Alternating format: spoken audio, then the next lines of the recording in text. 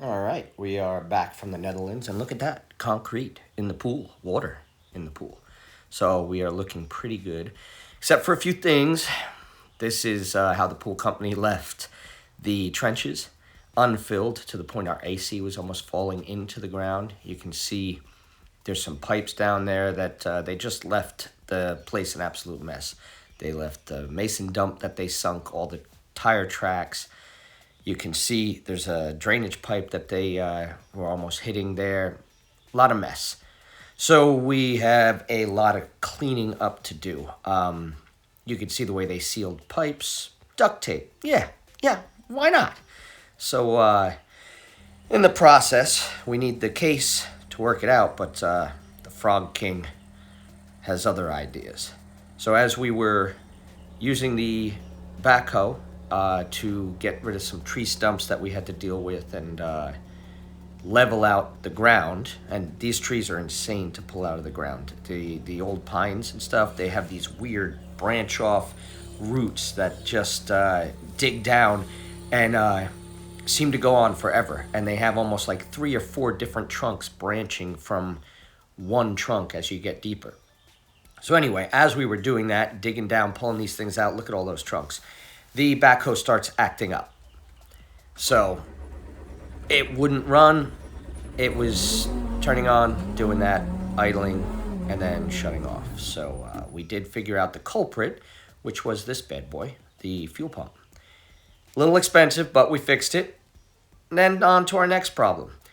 We had the Ford tractor that we have decide that it didn't want to, the 3-point hydraulic didn't want to work. So Ingrid and I got together, set up this nice little crane in the garage to start working on the Ford tractor after the backhoe was fixed.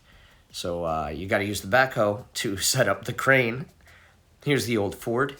Don't know much about it, so had to grab the Ford manual. But the 3-point hydraulic system, it's set up underneath the seat. So we had to pull the hydraulic unit up from the seat. We used the chain hoist to do that.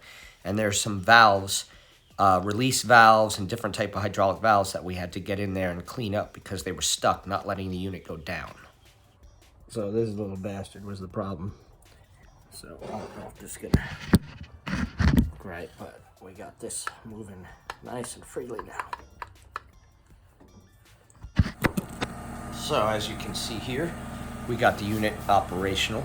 We were able to use it for multiple things. Here we're digging a trench that we're going to lay some conduit in before we put down the pavers. Just in case we need to run anything underneath the pavers, it's always good to have kind of a sleeve.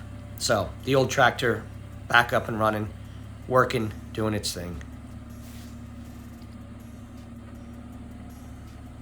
Okay, next up we pulled the old Transit out. Ingrid doing an amazing job helping out as always.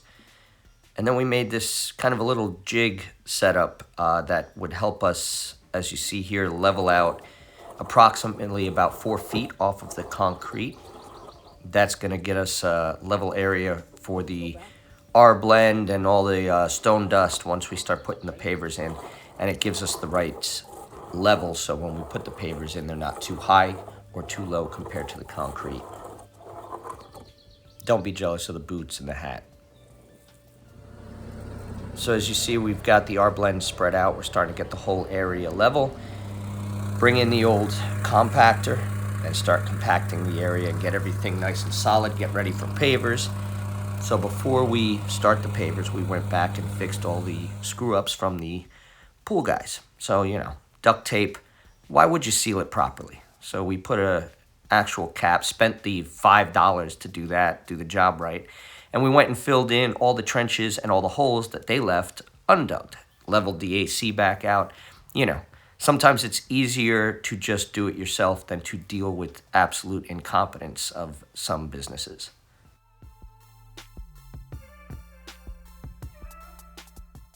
And every now and then throughout the process, we would run into a buddy, snakes, frogs, different stuff. Some people like snakes, some people don't.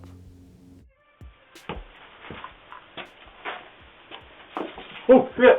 Oh, my God. Oh, I fucking hate snakes. Oh,